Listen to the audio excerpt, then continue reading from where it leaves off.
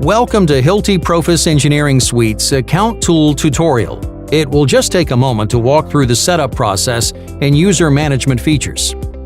Once your order has been placed, your contract will be created and your licenses will be generated.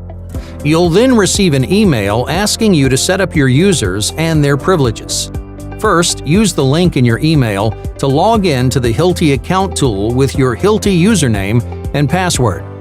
From here, you'll have three options to choose from: Software Management, My Software, and My Hilti ID.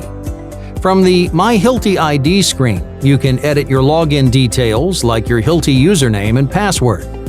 From the My Software screen, you can view all of the Hilti software and licenses that you have access to. From the Software Management screen, you can add and manage users and allocate what software they have access to. If the user is already defined as a contact person for your company in Hilti, you can find them on the list provided. Then simply click on the checkbox to add the user to the license. If the user is not on the list, it's as easy as selecting a software license and adding users to the license by clicking on one of the boxes at the bottom of the screen. You can add users either by a single email address or by an entire domain.